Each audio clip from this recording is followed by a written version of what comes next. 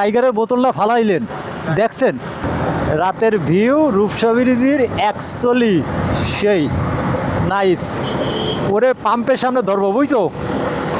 এর কিছু বলতে হবে রে, আস্তে আস্তে সুন্দরভাবে বলবো, সামনে যায়।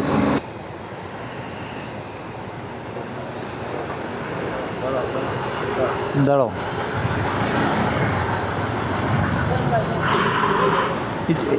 বোতলটা ফালালেন খাইয়ে, তাই না? টাইগারের বোতলটা ফালাইলেন, দেখছেন?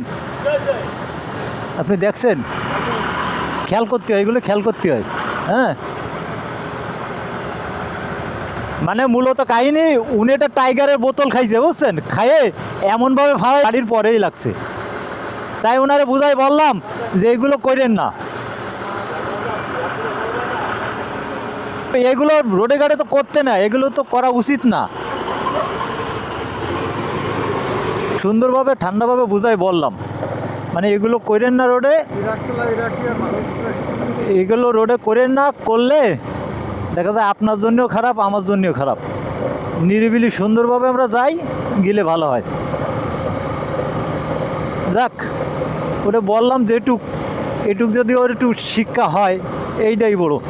মানে এর তো মানুষ বানাইতে পারবো না, কিন্তু তারপরেও যতটুক ওরে বলার মতো ততটুক বললাম।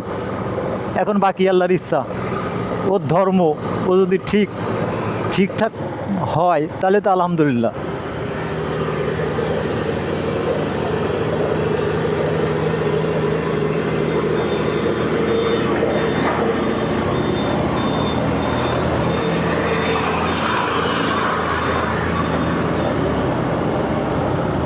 মানে অলমোস্ট রূপসা ব্রিজেও চলে এলাম।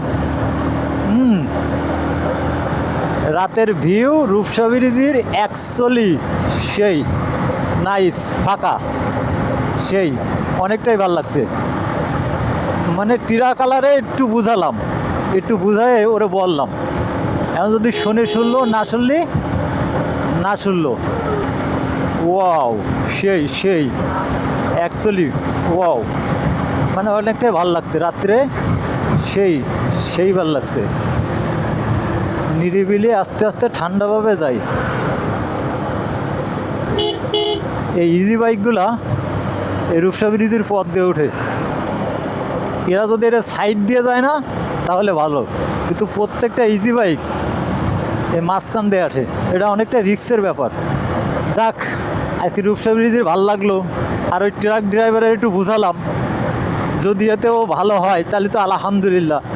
না, আমরা যদি এরকম রোডে এসে আমরা যদি এরকম বোতল বা কোনো প্যাকেট আমরা ফালাই, তাহলে আমরা হিসাব করে ফালাবো। হিসাব করে ফালালে মানে সবার জন্য ভালো, মানে আমার পিছনে যে বাইক আসতেছে বা গাড়ি আসতেছে তার জন্য ভালো, আমার জন্য ভালো। আমরা এগুলো সবাই লক্ষ্য করে সুন্দরভাবে ড্রাইভ করি। তো ভিডিওটা লম্বা করতে চাই না।